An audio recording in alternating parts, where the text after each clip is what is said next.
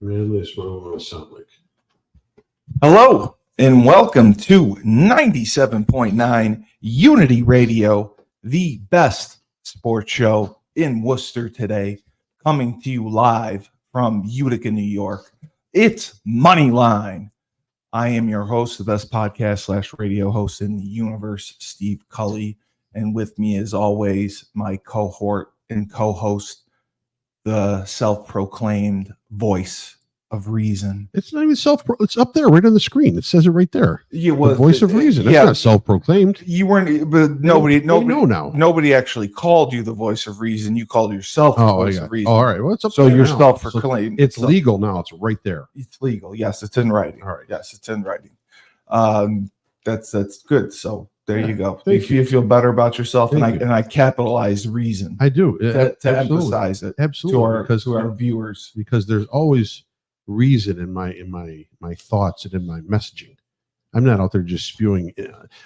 I'm not out there. Spewing, you're very well thought. I'm not very well thought. I'm not out there spewing incorrect fact checking. Right to the public. The incorrect fact checking. Yeah. We're going to start there already with the fact checking. Oh, God. Well, as I said, my lovely Aunt Cindy called to let me know that it was okay to walk Archie because they're not really eating the dogs and cats. She's not the aunt with dementia, is she? No. Thank God. That's my grandma. Your grandma, okay. Grandma, but grandma's probably sane. She probably didn't say anything. We had a little problem with grandma. We went to visit her Sunday, and grandma has degenerative vision or whatever. And I don't know how, I don't know what happened, but she saw my leg, and she would not stop looking at it. She was fixated on it. She goes, "What happened to your leg?" I said, "Oh, I broke it. It's in a cast." And she was glued to it, and she said, "Nope, that's not a cast." And Kelly was with me, and she asked Kelly, and she said, "No, he's fine." And she watched me walk back and forth. Now this, she can't watch TV, it's distorted, but she was fixated on this leg, and she knew that it wasn't real. And I'm amazed that a 98-year-old was able to pull that off. Well, but she wouldn't let it go. Well, she watched that movie. She watched I, Robot with Will Smith. I don't know if Grandma watched I, Robot. I'm sure she did. I don't know if that was top on her list. It wasn't an arm. It was a leg. That's all she saw. I know, but the fact that it annoyed me that she was fixated on it. Yeah. We let it go. You saw it once. You made your point. I answered your question. Why do we need to continue discussion on the topic? It's like the first time a young boy or man sees breasts. You're fixated. You're fixated. You can't leave your eyes from that gander right there. Are you kidding me? You're locked in. You're honed in. You are. So you're just staring at cleavage all the time. Is that what you're saying? You are the sniper of titties. Oh, okay. Absolutely. Your eyes are fixated. But then you get in trouble. That's frowned upon, isn't it? You're young. You can get away with it. If you're 40, if you're 45 or 50 and you're fixated on, then someone's going to say something. Then someone's going to say. Then you're a pervert. Oh, okay. Well, a lot of news going on in the sports world. A lot of news going on, and I wanted to start with the Dolphins of Miami. Tua, who got his money, he got his big extension, and I think I was against it. I believe you were for it. Most every quarterback got their extension. Yeah, they did. They did. Dax got his. Yeah, they all got paid. They all fell in line. They all did. But I just want it known for the record. If you go back and watch past episodes, I did not believe in Tua, and I did not want to pay him. Right. So they did anyway. And lo and behold, he gets a concussion. And I believe it's his third or fourth in 2 years. Yes. So they have a little bit of a pickle going on there down in Miami with the quarterback situation. I believe they signed someone, and they had drafted Sean Clifford, but they signed someone because they didn't think Clifford was ready. I have to check. But they are not placing Tua on IR. And I think this is a situation where the NFL actually has to step in and say, has to step in. Why? Well, because he's had 4 concussions and they're pretty severe in 2 years, and it's like, when's enough? Well, I mean that decision is up to a core of doctors and him and his family, basically. I mean, I believe it's up to the neurologist whether they'll clear him from concussion protocol. I don't think they'll tell him that you can never play football again. Of course not. But I mean, enough is enough. Like it's not working. And I mean, he just got his money, and so he just got his money because thanks for participating and go home. Well, which probably 80% of that money is guaranteed. Okay, but there's injury clauses in there, I believe. If he were forced to retire, I would think get so. all of it. I would think so. But I don't know about that, because once you sign the contract and they roll $50 million into a signing bonus, that's for the year you get it, yes. But I don't think you get it for the duration of the contract. I think the 50 million is up front as a signing bonus. They spread that out over the length of the contract, or isn't that just here's 50 million? No, if they say it's a 50 million signing bonus, they sometimes will defer it based on the salary cap. But yeah, all right. But still, I mean, that's a lot to deal with. And he's not durable. I don't think I think he's overrated. And his health obviously comes first. Well, then make him durable. Give him better protection. He took jujitsu, so he could fall better. No, I'm not saying that. I'm saying make the schemes for a little while until he's back on his feet again and feeling normal. And maybe it's a year's time from a concussion will help a little. I don't think it does. I think it's like a boxer. Your chin, after you get knocked out and you take one on the chin, the second time it's a little easier. Going to go down a little easier. It keeps getting easier. But bottom line, make the pass options or pass family a little more protective friendly for him. Keep an extra guy in. Roll the pocket. And that's what they did well last year. I believe he had the lead in the NFL as far as the timing of getting the ball out the quickest. Right, getting the ball out the quickest, and there were so many different. They had a lot of motions. They had a lot of motions. There's so many different variables in that offensive scheme that realistically it was hard to figure out what was going on. So you're not pinning your ears back and getting to that X 7 to 9 yards deep in the pocket. So I mean, I think they can do a lot to help him by again making it user friendly to what they have to do to keep him on the field. Well, I don't think Mostert played either, right? Was he was out as well. He was out as well. Yep. Yeah. So they and then the Tyreek Hill situation is still not the greatest, and that's caused problems. Yeah. So it's a tenuous situation down in Miami, and you have a young head coach, the guy that's Mike out McDaniel, that they could go and pick up right now. It's not Joe Flacco. It's not Joe Flacco. It's Ryan Tannehill. Ryan Tannehill isn't signed. Ryan Tannehill's not signed. Huh? Pick him up right away. Huh? And he could fit into the system. He played that system. Ryan Tannehill was on the Titans last year, wasn't he? Or no? Yes. Last year or 2 years. Yeah, because he wasn't. Or no, maybe he was on the Falcons. I think he was on the Falcons. Was he? Yeah. Okay. Yeah. 2 years ago, with Vrabel, and they had a great year. You're right. And then the wheels fell off. Yeah. So I mean, listen, Tannehill's out there as an option, a short-term option, long-term option, whatever it may be. I know they picked up a phone and made a call probably to Tom Brady. They did not make a call. I bet you they made a phone call to Tom Brady. He's 47. I bet you they made a phone call to Tom Brady. I'm sure he turned it down, but I bet you they made a call. You wholeheartedly believe that the Miami Dolphins made a phone call to Tom 150%. And said, please come out of the Fox booth where you're not good and you can come back on the field and be great again. You think that's what Tom, come help the Dolphins win the Super Bowl this year.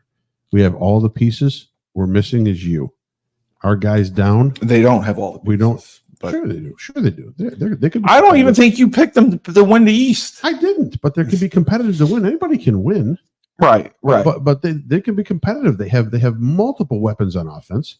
Their defense is middle to upper third, I would say, in the NFL. It's not terrible defense. It's not the best. But bottom line, when you have that kind of firepower, you've got an eclectic coach. You got a guy who's not afraid to try anything on the field. If you have a solid player at quarterback, and not to mention a Hall of Famer at quarterback for a year, you probably got another Super Bowl contention opportunity. So you're telling me that had the Miami Dolphins gone out and negotiated with Tom Brady and brought him in, they would have a better chance of winning the Super Bowl than with Tua? I think so. Oh, okay. I think so. I mean, granted, listen. He's got Botox. The guy has obviously. I'm sure he's still in great shape. He is. But bottom line, he would need weeks to develop and gel. But you know what? Even they got Waddle and Hill, and they got a lot of weapons. I agree. Even a 60% or 70% Tom Brady, just figuring out the nuances of the offense for the first couple weeks. Well, he'll put him in the right place. It's going to give you a better chance to win than Skylar Thompson, than Ryan Tannehill, than whoever. So it doesn't matter who you put there. So I think that was. I'm sure it's not going to happen. I'm sure he turned it down, but I'm sure that you think that phone call took place. I think that phone call took place. Maybe we can get the CIA and find out if it did happen or not. They're busy trying to find a better way to protect Donald Trump right now. So I don't think they can be bothered. Well, they go with Tyler Huntley, who I don't really get. Yeah, well, he's like Jacoby Brissett. Yes, he's not going to hurt you. He's not going to hurt you. If you got weapons around Tyler Huntley, he's okay. He's not going to hurt you. He's not going to hurt you. Right. But he started a playoff game. He didn't do very well. Right. But when you're built to win like the Dolphins are, you would think that, maybe Colin Kaepernick would get a call. No, that's even more far-fetched. So Tom Brady. That's even more far-fetched than Tom Brady. So Colin Kaepernick, if you had your choice of quarterbacks for one game, you would take Tom Brady. Oh my God! Over Colin Kaepernick. A 47-year-old Tom Brady. I would take a 55-year-old Tom Brady over Colin Kaepernick. Absolutely. And is it purely because of the taking the knee, or is it because of the ability? I could care less about taking the knee. The problem is we talk about Tom Brady being out of football for a year. Yep. Colin Kaepernick's been out of football for 6 years now. It's been longer than that. Okay, longer than that. I think it was 2016. 2016 was his last year in the NFL. I believe 2016 or 2017. Okay, so that means he had a 7-year stint out of the NFL. Yeah, So he's been out of the NFL for 7 years. You think that guy is in quarterback shape? Wanted to play. I mean, he's gone to work out. Everybody wants to play. Everybody thinks they got one game left in him.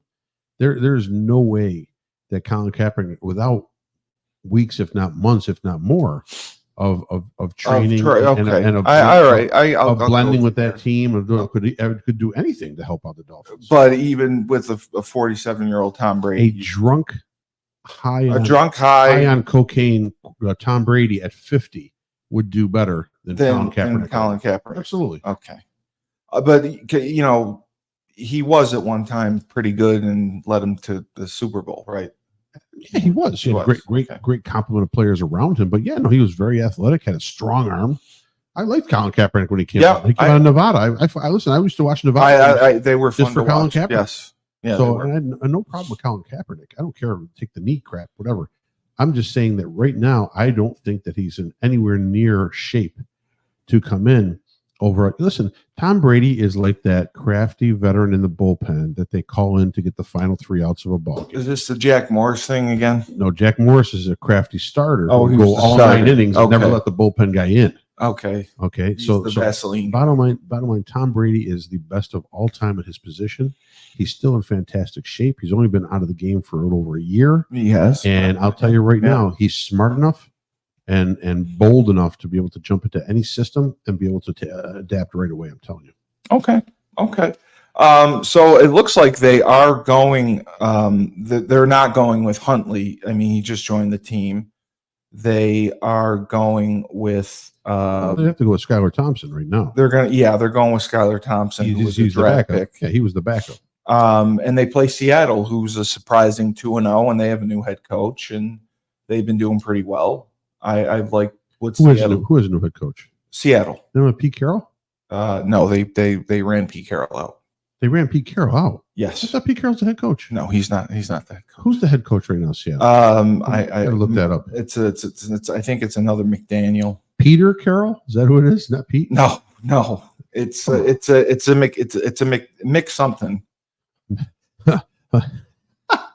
No, it is. A McDouble? No, it is. I can't think of his name. I'm looking it up right now. Here's the coaching staff. Okay. God, what does the cookies mean? Mike McDaniel. See, I told you it was McDaniel. Mike McDaniel. Mike McDaniel. Yes. I never even heard of that guy. He looks like he's 24. Pete Carroll is not the head coach of the Seahawks? Yeah, they ran him out. They ran him out last year. How come I don't remember this? Well, because in the NFL now, if you hit 40, now you're too old. Is that what it is? It really is. They just keep trying to get younger and younger head coaches. And I believe Mike McDaniel was the head coach, the youngest head coach. Mike McDonald. McDonald, I said that. Okay, I think it's McDaniel.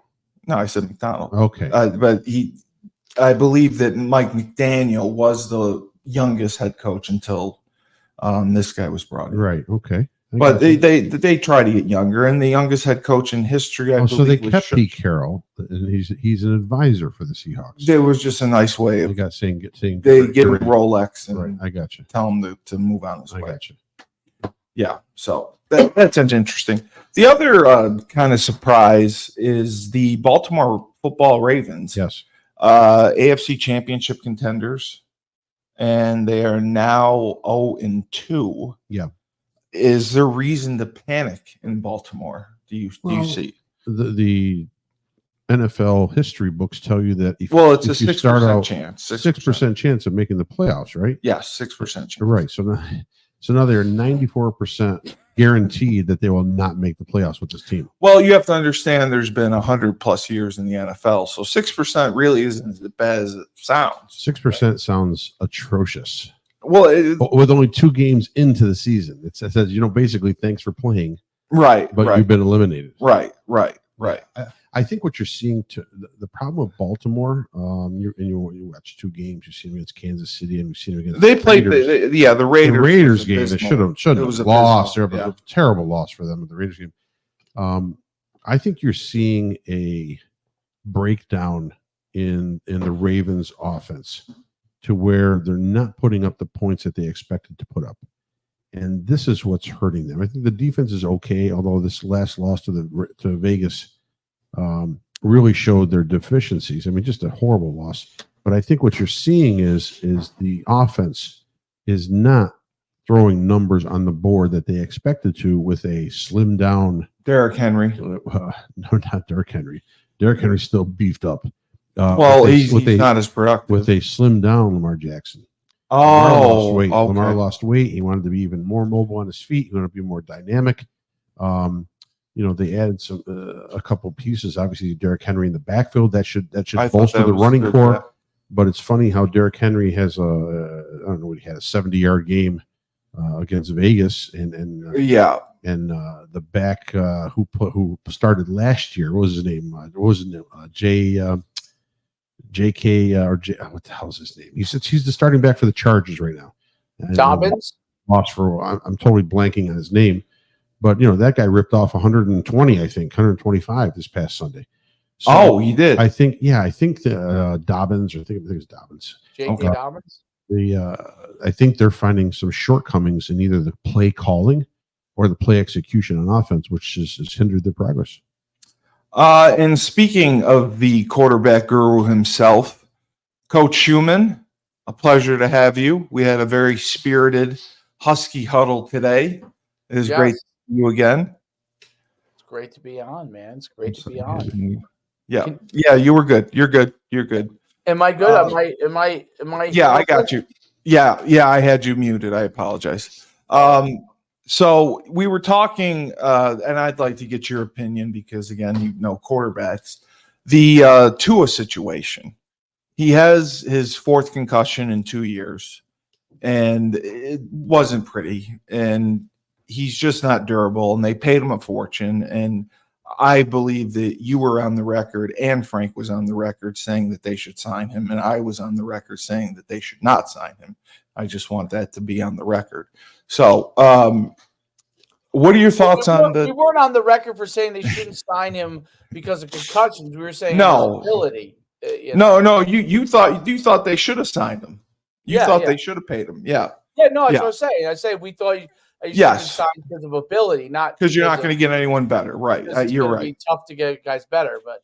Yeah, it's like Deshaun Watson. It's like Deshaun Watson. We were signing him on his ability, not his ability to assault women. I mean, if it were just going to be under assaulting women, then we would have had a different opinion on him. But I mean, the Tua thing is serious now because they're not placing him on IR. They signed Tyler Huntley and they're going with Skylar Thomas. And is it Thomas or Thompson? Skylar Thompson. Yeah, they're going with him. Do you think it's a mistake to not place him on IR? Do you think it's wishful thinking to hope that he can return in 2 more weeks and hold the roster spots? Because I will get to it later. I'm still baffled the Giants played with 52 players. I don't get that one. But what do you think of the mess in Miami? Frank is convinced. I just want you to know this. I'm going to prepare you. This is a conspiracy theory and kind of outlandish. Frank is convinced that the Miami Dolphins picked up the phone and called Tom Brady and engaged his interest. I think that's absolutely ludicrous. I don't think they'd call a 47-year-old broadcaster to come save their season. Do you think they made that phone call? Well, they can make that phone call, but Brady's getting oodles of money to right. 352, yeah, nothing, and not necessarily that entertaining booth that he's in. But I mean, nothing would shock me. I wouldn't be surprised if they picked. Why wouldn't you pick up the phone call? Why wouldn't you make? Really? Why not? He's 47. He's been out of the league for a year. Better than almost everybody in the league. I would have took him at 50. I said I'd rather take Nolan Ryan. I think of Nolan Ryan. Remember Nolan Ryan? I remember Nolan Ryan. What did Nolan Ryan pitch to, like 47, 48 or something? He probably pitched longer than that. Yeah, he was still throwing gas. He threw 87 mile an hour fastball as when he threw out the first pitch of some game. Did he really? Yes. I didn't know that. I didn't know that. He must be like 60. He must be his late 60s. Wow. Yeah. Well, I said, like, if we're going that route, I would have taken Colin Kaepernick. Like, wait, Colin Kaepernick over Tom Brady? Are you right now, Coach, right now, please dispel this insanity that's I would spewing take out of a his mouth. 36-year-old Colin Kaepernick over a 47-year-old. You guys are letting me or Frank up at quarterback right now. Yeah, put me in the gun. Put me in the gun. And that would be an ugly sight for me, at least. I don't know. So you think Tom Brady? He's going through practice. He's doing his preparations for, his commentary. You think they could have called him on Wednesday? He shows up, or Tuesday. We'll give him Tuesday. He shows up for practice Wednesday, Thursday, Friday, and then he plays Sunday and just lights it up for the Dolphins. You think that's a distinct possibility? Absolutely. They just got to run their mesh concept with the sit down over the top of it, and then he's got his guys on his slants. He's got 2 good receivers. Yeah, you're right. That's all he's run all day long. But it's not happening. So I mean, that's just right. No. Listen, if I was the GM, I would make that call. What the hell? Yeah. Okay. With you're telling me. So you think Kaepernick should get a call before Tom Brady? Yes. The greatest quarterback of all time. He's 36. Who cares? I don't want a 47-year-old quarterback. So's Ryan Tannehill. Maybe Arch Manning or Quinn Ewers. See if you can get them to give up their eligibility. That would be better choice. With Tyreek Hill and Waddle, Mostert and A-Chain, and throw in whoever else you want. Right? You're telling me Tom Brady couldn't make something out of that? Yeah, you're probably right. I mean, he was used to the bigger receivers with the Bucks, but with the Patriots, he had nothing. I agree. With Tyreek Hill, actually, the Dolphins should go trade for Tyrod Taylor, who's sitting on the bench for the Jets. And that's like a perfect guy to fill in. Yeah. What about Coach Ryan Tannehill's out there? What about Ryan Tannehill? Yeah. I don't think he's with anyone. Also, I mean, I think those are. Yeah. There's a lot of guys that are quote unquote worst starters that were pretty good starters, but they weren't the elite starters. Right. That are now, I would call them like elite backups, meaning they could come in and win you some games before the team gets before the defenses start to adjust to their style of play. And that's what like Tyrod can do, or Tannehill. Like there's a few guys like that they can come in and, because it takes these defenses a little while to adjust to each quarterback style of play. The game plan. You could rip off some games. Listen, Tommy DeVito was throwing touchdowns until they adjusted to his style of play. Once they adjust, though, that's the hard thing is once they adjust your style of play, if you're not like you were talking earlier about the Ravens, okay? Yes. And so I don't want to beat a dead horse because you're talking about the Ravens for a while, but I want to hear it. I think what you have here is with the Ravens is a solid team all around, but now that Lamar Jackson, people understand really can hone in on his style of play. This to me is where the running quarterback is limited, okay? Because everyone needs to be able to move in today's game. There's very few Tom Brady's around anymore, that can really just sit there. And even Tom Brady, as he was getting older, you could see with Aaron Rodgers, like he's getting rid of that ball quick, right? Kirk Cousins struggled.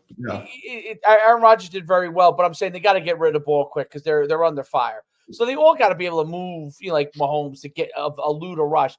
But the guy who can only really kind of make one read and then take off the run is if you have a team that has a good defense, again, you could corral them. It's I don't know. I don't know what the Cowboys' problem is, but there seems to be a limitation to Dak. I don't know what the exact limitation. It's hard for me to put my exact finger on it. Yeah, with him, but the defense fell apart. I mean, that's a whole different conversation. But with the Ravens, that's my thing. It's like I wonder if because these defenses are so athletic and these defensive coordinators are so smart that once they really kind of catch on, I call it the Cam Newton theory. Cam Newton was dominating the NFL, and then the Broncos dominated him, and then his career was over in a year. It really was. Because his style of play couldn't continue to adapt. Whatever his weaknesses, whether he saw only a certain part of the field, whatever it was, they figured it out. The Broncos figured it out. Everyone replicated it.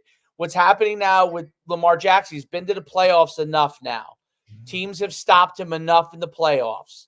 And what's happened is now those teams are getting the film. And there's a guy in the corner over there that's job is to figure out how do we keep Lamar Jackson from beating us in the game. And that's those two or three guys, those intern or whatever, and they're figuring it out and they're handing it over. We cracked the code. The Connor Stallions of that played against them. There are guys that No, I know that's what they do. He tends to do this over and over again. He tends to. Everybody, I don't care who you are in football. I don't care how good you are. To Nick Saban, to Bill Belichick. Every coach, player has certain tendencies, right? Yeah. And if those tendencies can't be adapted, then you're going to be in trouble. What makes Mahomes and Brady so unique is that they continue to be able within their skill set to adapt their play. There were tendencies. And they have guys on the offensive side and coaches that they can communicate at that elite high level with that can help to continue to adapt the play. So as great as Mahomes is, I think Andy Reid obviously is the perfect guy for him because he could do that. Bill Belichick, even though, they may have fainted disagreements with each other, he was the right level thinker, the right temperament to get him to continue to adapt, right? And you could probably go down the line of many of the great quarterbacks, over time, right? Dan Marino, Miami, allowing him to leverage his strength, right? If he could have gotten a few more pieces to the puzzle, he won. And you can Peyton Manning, right?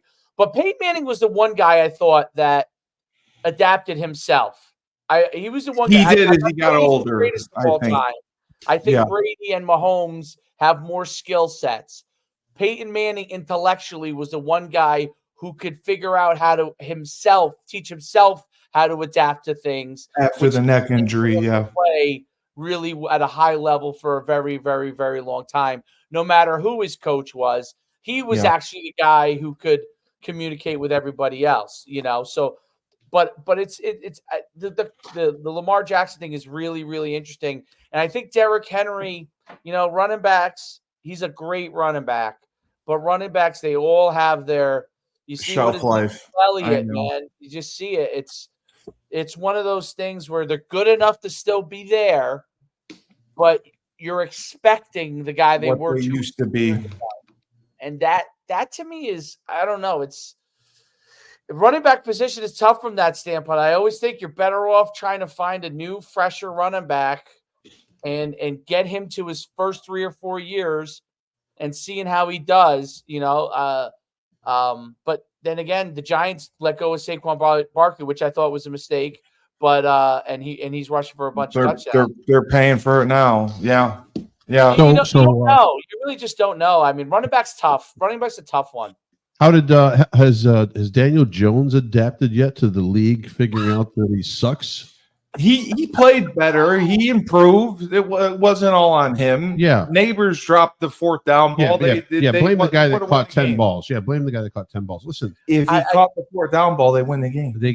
I feel bad for Daniel Jones. They may win the game. I feel bad for Daniel Jones, but he's uber rich, so I don't feel that bad. But he's the 6th highest player in the league, just so you know. I know. I again, it's one of those things. It's like, okay, well, yeah, you're stuck. I mean, they tried to make Tommy DeVito to become the guy. They tried it last year, and then they did. Once the defense is adapted, he started to struggle. He just wasn't there. Yeah, the wheels fell and that's off. why he's the 3rd string guy, I think, right, for them. So it's I don't know. That's the key with quarterbacks. When the defensive coordinator and his minion of staffs go back and try to figure out what you're doing, and if they figure it out and you don't have a page 2 as a quarterback, you're in trouble. Like, it doesn't mean that Lamar Jackson can't play for 10 more years. He might be able to play for 10. I'm just saying he's not going to get over the hump until he gets to a point where he can do that. If he can adapt his skill sets. Do you think as he ages and maybe his athletic ability declines a little bit, do you think then that's when he's almost forced mentally to make I have to start progressing as a quarterback and looking at different things. In other words, expanding my vision when I'm dropping back. Because like you work with Kyler Murray. That's my Randall Cunningham theory. Yeah. My Randall Cunningham theory was he had that great 98 year. Right? He was so dynamic. He wasn't really the starter. I think it wasn't until Randall Cunningham really slowed down, only could run if he had to. And did he do the job for the Vikings with Randy Moore? Like, did he lead them to a playoff game? And I think he led them the NFC Championship. NFC Championship, right? I thought he was at his best. Really, he could win a ton of games when he was only running when he had to, because he was starting to get older, and he was really relying on all the things he had learned over all those years of playing quarterback. Even though he was running most of the time, he learned. He was still in that room and he was still learning, and he did adapt his skill set. So he's a great example of someone who was a runner, who was literally specific. Like I think he was rushed for like 1,000 yards or close to it. He kept Dante Culpepper on the bench those 2 years, I think. I thought he played very well. I mean, I think that's what, if Lamar is able to do that, then yeah, maybe late in his career he can begin to be a better overall quarterback. Quarterback is you really need that balance. What I'm starting to see now is that now it's going to be hard to get Mahomes, and I'm not talking about the kind of like the side throws and all this. I'm talking about the ability to buy time for a brief time. That's what Mahomes does best. Yeah, he's got good pocket presence. Not Caleb Williams eventually is going to have to learn to do that. Buy time for a brief time, not buy time to buy more time and then chuck it down the field. But buy time for a brief time, meaning buy enough time that you can make another decision, or you can get a few yards running, or first down running, or dump the ball off. But that's what I think Mahomes does great. Like, can he sit in the pocket and chuck it like Tom Brady? Absolutely, he can. Yeah. But what he does is, if it breaks down a little bit, he buys himself enough time. Aaron Rodgers used to do that really well when he was younger. Yeah. And I think that Mahomes does that really well. And I think that's a difference maker. You buy, and because then it's a scramble drill, but not a complete scramble drill. No, it's not. On you. You still have to cover. You step up, you step back, you step right, you step left. You think that's a calculated drill that they're going to work? So 3 second drop back, 3.5, click the clock. Now you got like 3/4 of a second, get yourself reestablished, and you got to get something off. Quarterback coaches, from what I've seen, a lot of them, and I used to do it with my guys, we used to do the scramble drill. We would do like a half scramble drill, like basically buy quick time. And, does it always translate? Most kids you teach it to, it probably doesn't translate. They probably could just really scramble, right? But Mahomes, I think guys like Mahomes, I think they are working on those kind of things. Yeah. You know who else used to do it actually really well, even though he was a big, huge guy? Roethlisberger used to do it. Yeah, he did. Yeah, he was very good really pocket well. presence. Like, that's a great comparison there. Yeah, buy a little bit of time, just so he can get that ball off. And even though he was probably 290, 300 at the end, he still could kind of get a few he was yards. Nimble. Yeah. Was that a scrambled drill or the scrambled eggs drill? Because he was pretty big. They would bounce off of him a lot of times. I mean, it's hard to bring down. You're right. Hard to bring him down. That's a tree. That was a tree. He might be one of the biggest human beings to maybe. He was a monster. Quarterback, like just thick, like just a big. People would be tackling him. I remember in his last year, he had to be almost. I don't know. They listed him at 260, but he's probably 300. And they're tackling. I remember some of those last games. He was still. Guys would be on his legs and hips, and he would still be like. He was such a tree. He was literally a tree. Yep. But he did that. I mean, in the early part, in the middle part of his career, he was fantastic at that. He was great at extending plays. And I remember, because I watched Hard Knocks from last year, and they were showing, it was during the season, they were showing Mike McDaniel working on the drill with Tua, where he's out of the shotgun, and his quick game was just catch and throw, catch, step, and throw. There was no 3-step drop or anything. It was just catch and then lean into it. He would try to not even hitch. He would just take 1 step and throw. So it wasn't, which I thought was different. It wasn't the catch, step, run, and then get clobbered drill. I'm saying the quick game. Out of the shotgun, they usually don't teach it that way, where it's catch and 1 step and you try to throw the ball. Well, sure it is. No, I don't recall seeing that. Absolutely. In the gun?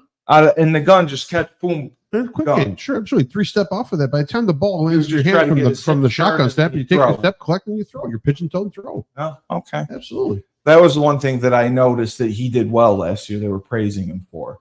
And we were talking that he had the record for getting rid of the ball the fastest. Don't you think, though, with the guy having all right, so he's got a concussion history. I understand all. You're trying to. Don't you think you tell him, listen, you got to be really selective on these runs. And I think they've tried. And you got to get down. You just got to get down to live another day. And you know what? Here's what we're going to do too. And I know we talked about this last week. Here's what we're going to get you a little more protection. We got to keep a 6th guy in sometimes. I know we're dynamic. We're sending 5. We got all this skill, but we got. It's just like my qualm with the Redskins too. My qualm with the Redskins, with the Commanders, whatever you want to call them. So I'm watching the game against the Giants, and the second game I watched Daniels. Tremendous talent, great feet, great arm, great ability. They've got him dropping back. He's looking at one. One's not there. He's running. He's running in line in the tackle box. Why not? What happened to the design rollouts, the boots, nakeds? Get him in space, dash the pocket, pull a couple, get a couple linemen out front of him, half roll, anything. Because then if he wants to run, he still has a little more open field. Yeah. You're asking him to run inside the pocket. Yeah, a lot of times they're going to spy him too. If you roll out somebody and they're spying you, I think that's a little more difficult for that guy who's spying. If the guy's just sitting there in between the tackle boxes, he's got to cover between the tackles, or he's going to get support if the guy, if the quarterback scrambles to the sideline. So I just think there's no ingenuity with that offensive coordinator. Mike McDaniel, he's supposed to be a genius at what he's doing. I'm sure he is. He's put in a lot of things the last 2 years that have been very successful for Miami. But give your dude. Your dude has a problem. It's a major problem. They've been doing more RPOs. They've been doing more quick game. RPOs don't leave you. So I don't like RPOs. I don't like RPOs. The RPOs leave your quarterback hanging. They sure should. Yeah. Because you're reading, it's a run-pass read. So what basically means, just like the option, right? You're not blocking a guy, okay? You're not blocking a guy. And they try to block the tackle on. They try to block them on, but you're reading it, right? So depending on who so someone could come free, and that's there's a split second longer it takes to throw off an RPO, right? So that split second. The negative to it is you could be taking a shot, and I saw it. Lane Kiffin runs RPOs to death. You know what I mean at Ole Miss, but it's UConn did it too. At the pros, you do need to keep a guy in. Okay, I think protection, especially the back, at least the back. Okay, off the fake. Yeah, everybody sends the back out as a receiver now. Yeah. They do. The old. I guess the issue is that they don't think that those guys can block them anyway. But the old, the split backs where the two guys block off the edge, and the linemen block in, and then they take the rushers, and the quarterback slides up in the pocket. UConn did some of that. That's gone away a little bit in the pros. I think it has. Coach is right. Frank is right. And that the voice of reason. I noticed that the voice of reason is down below. It's right down there. Now I capitalized it for him. I capitalized. I love it. That's great. That's great. But yeah, I think Frank's right that it's the answer. They have gone away from it. Yeah, they've gone a lot away from it because you're relying on the quarterback to make these quick decisions, and they just figure these guys, this is their read, this or that, and the this or that read for a pro quarterback like Jaden Daniels is good. It's fast. Lamar is gotten he even has had to evolve somewhat his passing, because in the beginning he was doing this or that and he was taking off and he was running for 8 acres, but now it's guys are starting to crumble. I don't know. I think that's just they don't learn as much at the quarterback position about how to read the field quickly and pre-snap reads. No, and I just know from the last few, and I've been coached high school football in a few years now, but my last few years, I noticed that the quarterback position had really started to change. And the thing that really changed a lot was if you went in on the board and were like, hey, if like we used to do, go see if it's open or closed, right? Identify the box and see how the corner's playing. After the first statement, your quarterback's glossy-eyed. now. I mean, he's like, is it open or closed? What do you mean? Is it open or closed? Meaning You're talking about the middle middle of the open? field, yeah. Middle of the field open, meaning Right. 2 safeties, Or one, yeah. or closed, meaning a guy in the middle standing there. It's open. Okay. I mean, it's hard to get past that. Like, you know, yeah. If you can't get past that, then you're doomed. God forbid you tell them, you say, like, how many linebackers do you see now? Now look, okay, do we have an even and odd front? How many linebackers? They can't do it. They just can't do it. No, And we have coaches that can't do that, let alone players. right. I worked with a guy. I worked with Bob Jones, and Bob. Well, we didn't do RPOs. Well, no, we didn't do RPOs. But what I'm saying, couldn't just do just to recognize guys in the box. Yeah. He didn't know whether it was 6 or 7. I mean, well, he couldn't see. Well, yeah, but I mean, so if the coach can't see it, how was it supposed to translate it to the kids? He couldn't see it. I had to go a few years ago. Actually, a guy I thought was a genius that I coached with many years ago. He put in this system where instead of, how you have 0, 1, 2, 3, 4 I, 0, 1, 2 I, 2, 3, 4 I, 4, 5. Would you read the gaps? The alignments for the defensive lineman, how you would line up. Okay. He went away from it completely because players were starting. This is in before like the 2010 time, because guys couldn't understand 2I, the shade. They couldn't understand it, right? So they couldn't understand 4I. They couldn't understand it. No, I know. I remember. I was like, why is it a 4I? So he just went to 0, positive, negative, 1, 2, 3, 4, 5, 6, 7, 8, 9. Oh, okay. Like literally, 1 was inside shade, 2 was head up, 3 was outside shade, 4 was inside shade, 5 head up, 6 outside shades, then 7, 8, 9, right? But he went to that because he was would always be explaining, and he would spend his any amount of time. The kids would be like, "Why is it called a 4I?" Realize it was a different era. Yeah, no, I know. Now they still use it in college, but those things become harder and harder and harder to teach because kids are like, "Why would you do it that way?" Well, they did it that way because back in 1950, whatever, they did it and just kept going. But you can't teach that stuff anymore. No, I loved it when I was at Colgate. The way we did it, we read the gaps. So we read A gap, B gap, C gap, D gap, E gap. And it was whoever showed in that gap was who the read was.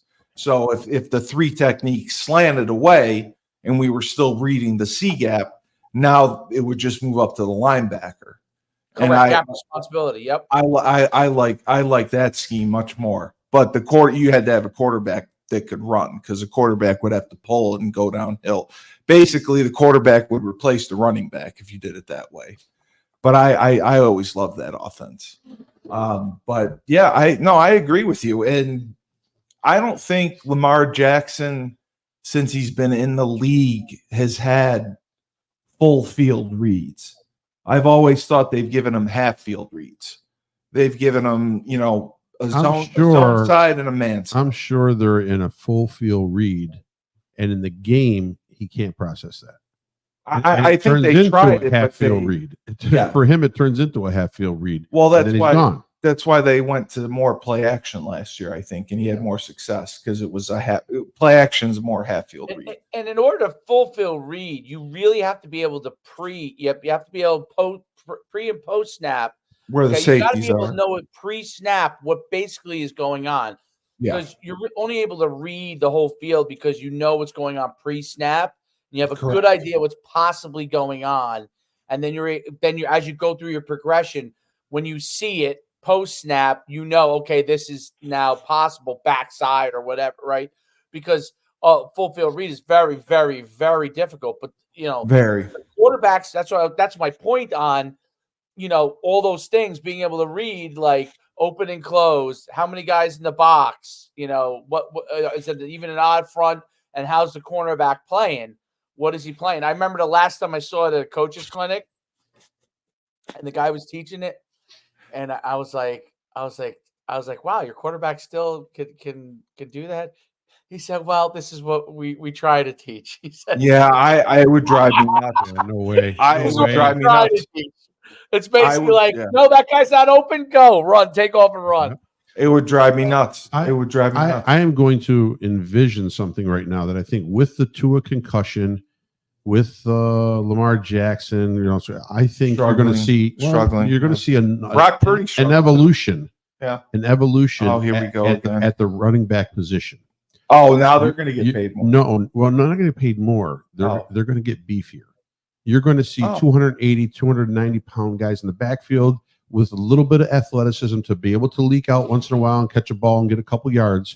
But you're going to put a glorified guard at running back. 280. Ravens did it. With Richard, right? Exactly. So I think that's what you're going to see. You're going to see more in passing situations. Once in a while, maybe they throw a screen to them and screw everybody up. You're right. You've seen some of these linemen at 300 pounds. They can run, catch. They're athletic. I mean, you're going to see an evolution where we're going to get the sixth blocker in there. Is going to be at a running back position. But, in the past, you put a lineman in, that guy's not going to catch a ball. He's not going to run the ball. Maybe now at 280 or 290, he's going to run the ball. Well, he's going to catch a pass. I watched the majority of the protections. The majority of the protections were 6-man protections, but the back was out. Yes, but listen, I watched the Bears last night. The back was out. And I watched Cole Kmet come across the formation and try to block the defensive end. He tried to, yes. And he got Williams blown up. Yes. Because that's not his gig. Well, they thought he had an angle on him. And I think, one of the great, if you ever, I think it's, I can't remember now if it's Twitter or Instagram, but it's called The Last of the Fullbacks. It's like a Twitter page. Oh, really? It's phenomenal. It's all things fullback. Basically, that nobody does anymore. Like they're utilizing them in all these different ways, going back to stuff with like All-Star and when All-Star and who was the other guy who was a fullback there in the backfield together, big, huge, like Tom Rathman was a big fullback. Yeah, Maurice Carthon. But at one time when the Buccaneers were really good, they had All-Star and they had another guy that was his size. He's a Hall of Fame fullback. I can't think of his name now. But they were both in the backfield. They called it a certain thing. But they not only did those guys, they were good enough to run the ball, right? They gained good yards, but they also could protect. And they caught the ball well too. Right. They could protect, and they did catch the ball well. Those guys caught the ball well. Yeah. They could protect. And it is you're right. The tight end position was used as a sniffer, the sniffer back. I like the sniffer, yeah. But it was used because you could leak him out. You could for passes, right? And you didn't need a fullback. He's functional to kick out. He's functional to lead on a linebacker. The problem is the fullback, as it used to be, like the Darryl Johnson fullback, is too small for today. 230, too small. I think Frank's 100% right. You need like a modern day, like I would say an old school 3-tech, like 6'2", 275, 6'3", 275. Nowadays might be a little small for a 3-tech, but the old school 3-tech they used to see a lot that people used to use, and his job was just B gap, beat you off the ball. That's the guy who's that Randy White. That's the guy, right? So 260, 265, 270 at the time. That was big back then. Yeah, so I just he was the center. If I'm a coordinator, why am I having Cole Kmet come across this formation and try to block one of their best athletes on the field defensively? All right, and a down that you need to. So it's a bad. Why not? Why is it not big? I'm big. You want to motion Kmet, can motion him in a little bit, kick him back, sniffer, whatever you want to do, and he can help on any kind of inside pressure where he can square his freaking shoulders up. I don't understand. I just don't understand it. No, I agree. I don't know how many teams even carry fullbacks anymore. They use the tight ends as basically in the same position. 49ers use one, right? Yep. Justic, yep. He's do the Lions use one? The Ravens use the big guy. The Ravens use the big guy. Lions, I don't know. Lions are a lot of single set. Is Mike Burton still in the NFL? He was like an all-pro fullback kind of guy. But I think in the long run, I think those guys may be a little small in the long run. They are. to take on the linebackers and the block defensive ends. Yes, they are small. Back guys are going to live again. We're going to have another position to play. No, you're right. It limits the running game. Yes. That's why you saw the Eagles just running one back power. I mean, right. They don't have two backs. Right. That's all they could do. I don't know. I just think that needs to evolve. I think that's the next step in. I really think sometimes half-field reads, 6 in to protect a guy. I mean, you're investing. What is it now? $50 million a year in a guy, $60 million a year in a guy. Turning into, and you're gonna leave that dude hanging on the backside on his blind side, just standing there, and some guy's gonna wipe him out. And there's your investment. Come on, and your season's over. Be smart. It doesn't have to be every play, but it's got to be at some points when you need it. When you're getting the shit kicked out of you, and you need it. You need an answer. Then you got right. Where's the answer? Where's Plan B? There's no Plan B. We lose. There is no we lose. Right. Dave, I gotta ask, just because I know you're not a Giants fan, but the Giants debacle yesterday, I watched it, and I was just it was just so painful. Coaching, my butthole hurt for so long. And, coaching. The kicker Graham Gano pulls his groin, and they said that he pulled it during warmups, but they still kept him active, and they had a chance to make the guy from the practice squad active, and they didn't.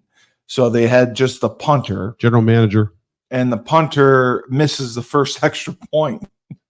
So same GM that let Saquon go. Joe Shane, whatever. Joe Shane. So DeBall decides, I'm not kicking extra points anymore. I'm going for 2 every time.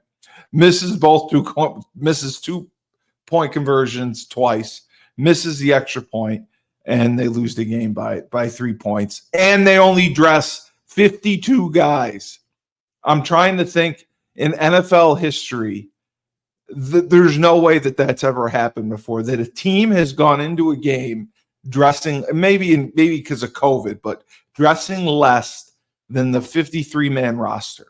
Have you ever heard of that? Well, I think sometimes that happens because you have I know specific instances of it. You mean where they're not addressing all the guys? You're allowed to have 53 men active. When they carry a fourth quarterback, sometimes that happens. I think the emergency quarterback counts towards the 53-man roster, but he can only go in. So what does that mean? 52? Does that mean that they purposely didn't dress somebody? They purposely didn't dress somebody. Yes. If you look it up, they purposely did not. So someone they were IR. Yeah, they were saying that it could have been a cap situation. They didn't want to pay because if they had to activate the guy. It was in memory of Saquon Barkley that just left the jersey hanging in the locker, unoccupied. Like, I wish you had you. And then they had Darius Slayton returning the kickoffs, and he fumbled one, and it was just. I would have fired everyone. First off, how do you not? Okay, your kicker. I would have fired everyone. Your kicker gets injured, but as a punter, what do you do besides your 10 punts during the drill period? Why don't you practice some field goals? Well, I don't even know the distance. I don't get it. I don't get that at all. By the way, I don't either. How it was. Yeah. Your kicker could punt in an emergency. Your quarterback could punt in an emergency. Yes. And your punter could kick it in an emergency.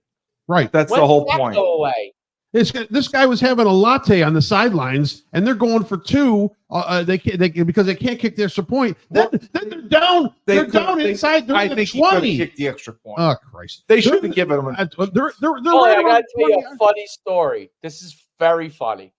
So, you played at UConn, so like you go down the hill there, right? You walk all the way up. You walk up those stairs to go to practice. The stairway to hell. Yes. Yes. By the way, I used to know the exact number of stairs because my senior year, it was my last year, and I counted them the very first day, and then from that day forward, I would just count, and people would be like, "How do you know you're at the top?" I'm like, "I just count." And I would be at the top, and I'd be like, when you get to be 23 years old, and your body's starting to get beat up, you're like, "Up, I'm at the top." Okay, here we go, practice. But anyway, here's the funny story. So I was injured. I was out with a back injury for 1 year. I was not supposed to be able to come back again, but I did. But that year that I was injured, I would be in the locker room during practice. I would rehab. I would be doing my workout. the trainer or whatever. And then I would come into the locker room after. Well, I shit you not. Every day, the guys down in the locker room were the kickers and punters, and they play PlayStation and drive me nuts. They would be hanging out, and they would wait. They would count the number of horns. They knew, you know, when to go up. Let's say it was 30 horns. I don't remember how many horns. Yeah. No, they would know. They would know the horns when they would have to be up there. So they would kick down below. You know, they'd be up there for special teams in the beginning. Come down below, kick on their own. You know, Memorial Stadium, and then would sit basically and for hide like an hour. Yes. Yep. I did not know that. I walked in there and I was like, "What are you guys doing? After that. Oh, you have practice?" They're like, I hated them. We wait for horn, you know. That's why, by the way, when you run sprints, they were so full of energy because they were doing nothing. They're blown right by you. Oh, it drove me nuts. It's just incomprehensible. You're paying these guys millions. I don't know what the punter's getting for the Giants. Listen, I don't blame the punter for the Giants. No, they should have given him a chance to kick. No, yeah, but he probably hasn't kicked all year. He hasn't done anything. Right. So why not? Why is this? I would have given him the special teams coach for the Giants. I don't know who the special teams coach. Kevorkian, Dr. Kevorkian, is that the guy? Because he killed the whole offense right there. It's 4th down and whatever, fourth and four, and they go for it. They're on the what are they on the 20? They're on the 20. It's not a bad field goal. No, 37, 36, and they go for it instead of being able to kick the field goal to go up by 3 with around 2.5, 3 minutes left. I'm on board with you. And they Cinco. Oh, it's just exactly. Somebody do everything, but the Flutie could kick an extra point. But people used to have that too. People used to have like Ocho Cinco was a soccer player as a kid. Yep. I think all the way up until high school, and then so he obviously could kick. Randall Cunningham could punt. Odell Beckham was an elite soccer player. Right. I bet you he could kick. But I mean, don't you need every available option to you on a team? I mean, I don't understand. Again, that goes back to administrative woes because they all suck, and it goes back to a coach that will not be there much longer. Why are you pointing at that? That's the special teams. Oh, they fired the special teams coach. No, he's been hired. That's U.S. who the Giants special. Oh, this is in when was January 25. Yeah. Okay, I thought Mike Garobian. Gobriel. That's how you pronounce it? Gobriel? Michael Gobriel. Okay. I've never heard of him. He looks like he's a good-looking guy. Yeah, he'll be gone.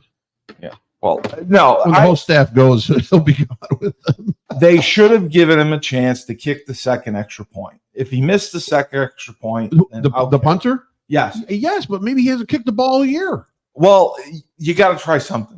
You can't keep going. They went for 2. They don't have 2-point conversion. They don't have 2-point conversion plays? No. Now you're telling me that it's a coaching scheme? It's a coaching scheme? Dayball doesn't do 2-point conversion. Come on. He doesn't have anything drawn. Come on. Yes, he did. Everyone has one. You remember his first game of his first game coaching over there, and he went for 2 in the game and ended up winning. He does have 2. Everyone has one 2-point play that works.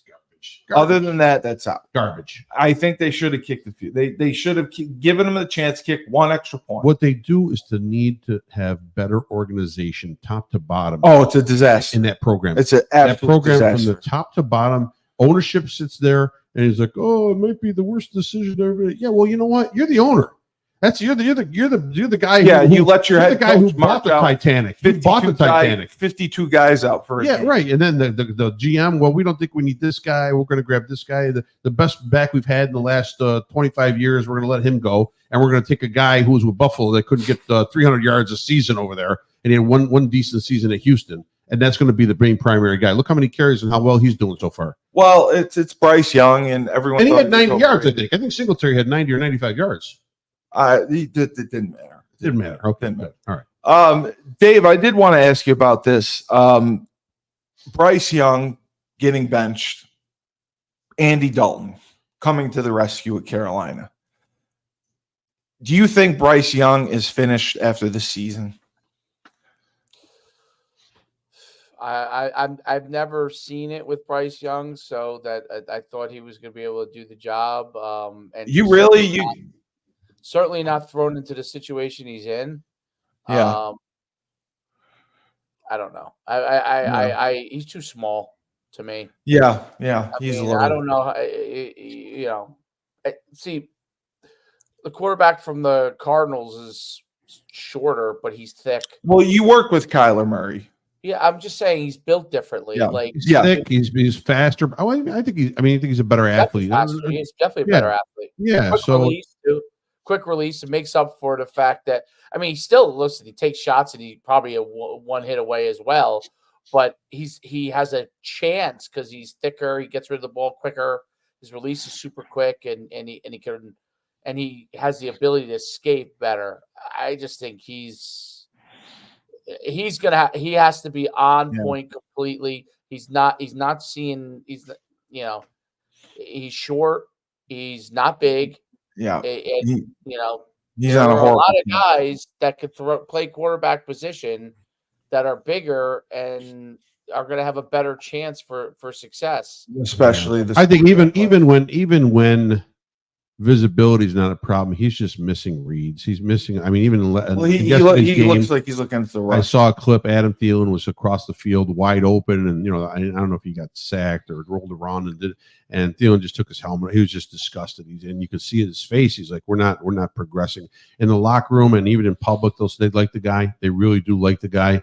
He's not a bad person. He's a team guy. It's from what everyone says. Yeah, it's just I think they know in the back of their minds too. This just isn't going to work. The last two questions I wanted to ask you: Justin Fields going in, getting the win against the Broncos, surprising? Well, I think I said before that I think that Justin Fields could do the job. Yeah. They limited what he did, but yeah. Yeah. But again, Justin Fields has the ability, in my opinion, to do things. I'm not surprised that when given the opportunity, I think he's a guy that I would invest in trying to figure out if he can do it. He can do it. He's got the size, he's got the arm, he's got the athleticism. Can he do the job, and begin to evolve as a quarterback? Because he's a guy I would invest in. The Bryce Young was phenomenal at Alabama.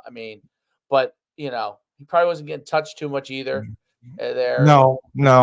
He had the best players around him. He had Waddle and those receivers around. But listen, too. Denver's going to have a hard time winning 2 games. Yeah, Denver. And then when you look at it right now, the Steelers could be 3-0 after this week because they have the Chargers. They do. And the Chargers are going to be without Herbert. Yes. So now you're talking about Stick coming in as a backup quarterback who played a few games last year, had a little bit of success, but Pittsburgh's defense is the real deal. They're the real deal. After 2 weeks, you are seeing how dominant they are. I think the running game will have a hard time for San Diego. And I don't want to. Do you think that they'll go back to Russell Wilson, or you think? I think Russell Wilson will be injured for a very long time until he has to come back. Until there's some grumblings that he has to come back because they'll just keep it as it is. Why you're not going to rock the boat if it's winning? Okay. Last question, Dave. Joe Burrow, Cincinnati Bengals, tough loss against the Chiefs. What were your thoughts there? Is it time to panic for the Cincinnati Bengals at this point? Now being 0-2. They had 2 tough losses, especially Kansas City. But some people are jumping off the bandwagon, and Jamar Chase is throwing his helmet. Well, I think that's just immaturity. Of course. He's very immature. He wants his $40 million. I know.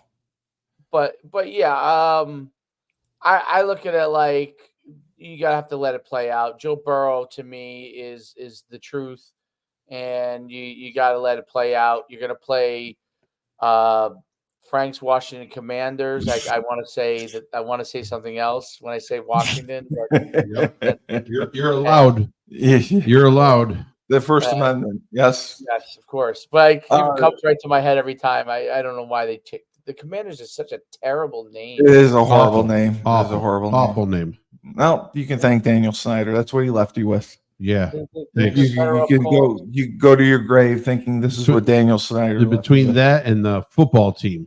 I like the football team. You like? I didn't mind the team. football team. That is. I like the football team better than the Commanders. That is a turd shot. You actually, you had said that you liked the Washington football team, and you did not. I recall you saying you do not see one piece of gear that team. Says the Washington football team. Well, because you knew they were going to change, but no. I told you I left the reservation when the name left the team. I left the reservation. And I'm having a hard time coming back. Can't say, but okay. I can't say reservation. You can't left you left the reservation. Okay. You left the reservation. So you think that the Bengals have a chance to rebound against the quote unquote Commanders and get their first win? Yes, I think they do. And then they go to the Panthers and then right. And the then the Giants, then the Browns. Yeah, so they got a little run there. Then it gets a little tougher. They got Eagles, Raiders. But yeah, the back end of the schedule is a little much tougher. But the next few weeks we'll find out. I think. I mean, to me, I don't know. I think Joe Burrow is. That pass interference call, if it wasn't for that, I think they would have won the game. I thought that was a touchy pass interference. Joe Burrow is what you want in a quarterback. Yeah, you look at a guy that could do everything for you. I mean, Josh Allen aside, I think Josh Allen is phenomenal too. He brings different traits at the quarterback position that you just don't see often. But I mean, Joe Burrow is everything you're looking for. If you're saying Tom Brady and you're looking at Joe Burrow, that could be some without the championships, obviously, but that's some kind of comparison. No, the ability he has, the arm strength, or the presence. I mean, I don't know. He still doesn't have a great line. He still doesn't have a great line. No, I agree with you. I'll give him a plug on this. The Jets pulled out a win. They did. Aaron Rodgers, and the greatest win of his life. The first half they struggled, but I'll tell you this: I watched Aaron Rodgers throw. He can sling it still. I mean, man, when he might throw the best pass in the NFL. I mean, the ball just flies out of his. It looks like he's throwing a dart, and it just flies right out of his hand. He obviously, you can see he doesn't move anywhere near like he doesn't. He doesn't like to move. No, he doesn't move really. But and that ball was coming out of his hands. It's like. I mean, he threw 2 running backs. He threw 2 touchdowns. There is a difference between guys who can really throw that thing and guys who are pro quarterbacks, good throwers, versus guys like an Aaron Rodgers who can just. I mean, that thing comes out of his hand. It's like it's unbelievable. I mean, he invented this whole hip utilizing the hip to throw the ball without having to step into the pot. I know. He's the one that invented it. Yeah, no one before him. Everyone stepped into the. He would just throw it by rotating his hips and really letting it go, and it flies out of there. It's now everybody does it now. But if the Jets could win with Vinny Testaverde as an immobile quarterback, they'll be fine winning with. I think so too, especially if the Dolphins are without Tua. The Patriots are the Patriots, and I don't think Buffalo's as good as advertised. So there's no question in my mind that the Jets could. I don't know. The division. I thought Buffalo's pretty good right now. I don't know. They are, but Buffalo's pretty good. They are, but they're not as good as they were last year. I think you're seeing the transformation right now of Josh Allen to a more Patrick Mahomes image. He's taking instead of 2 main receivers, that he's spreading the ball around. Yeah. Everybody's touching the ball, so everybody is valuable. Everybody must be accounted for. Everybody has has something to do with that offense. Well, that's Joe Brady, and then you got a back who can run. Joe Brady, the new OC. He's done a great job. I think you're seeing a transformation in Josh Allen. Yeah. Okay. Well, this has been another lovely, spirited episode of Moneyline.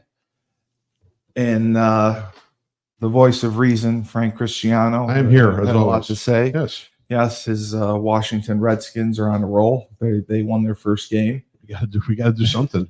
Coach Schuman, thank you for being with us as always.